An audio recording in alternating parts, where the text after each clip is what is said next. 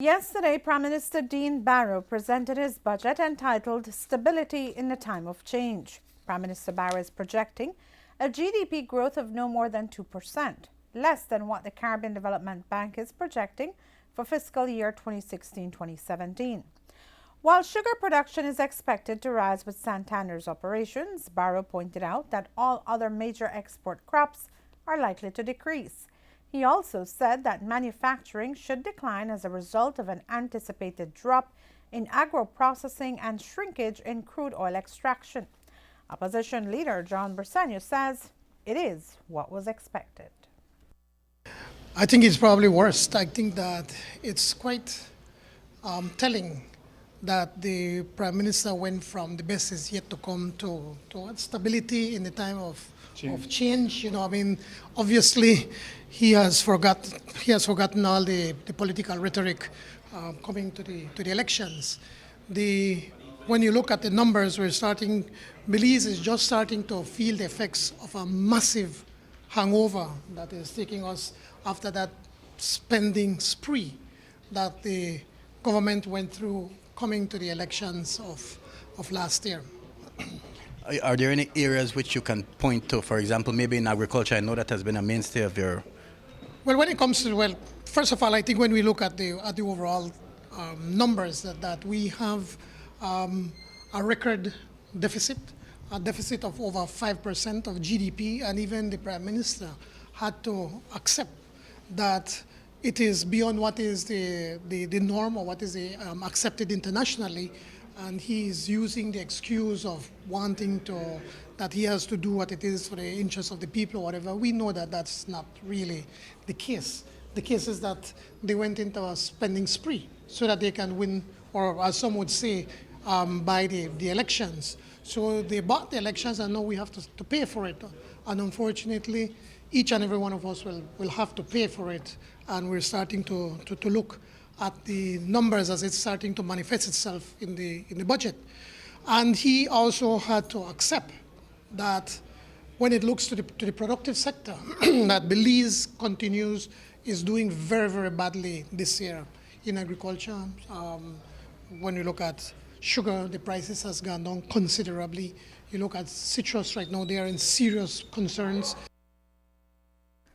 Prime Minister Dean Barrow responded to Briceño's comments. I would think that the people of Belize might want to give him a stick licking. When you say that the government bought the election, you're basically saying the government bought the people. And I would think that that's an insult. Anyway, that apart, you see how much time I spent on the transformational effect of all we're doing, and how much time I devoted to the projects that are ongoing, that are about to start. And if you do the analysis, you will see that perhaps the bulk of the spending is just now bearing fruit. Bill, for example, it is just now that this wonderful synthetic turf stadium is going to be opened. It is just now that what's happening in Toledo with Union Field and the multipurpose complex will be happening. Civic Center just broke ground. I gather the stadium out in Benke, again, is going to be a wonder to behold. So my point is that there was no question of trying to assist in winning the elections by overspending. It was a question of making the right investments in infrastructure, in sporting facilities, in the people, and being in a position to be able to make those investments because of that huge Petro-Caribe bonanza. I'm conceding that that bonanza is drying up, but fortunately there is still very much wind in our sails because, I repeat, the investments are only now beginning to bear full fruit. The budget will be debated later this month. One of the main topics discussed at this year's CARICOM summit in Placencia was de-risking. During the discussion, regional leaders agreed that a task force would be formed and commissioned to speak with corresponding banks, and a letter would have been sent to the United States President Barack Obama on the matter.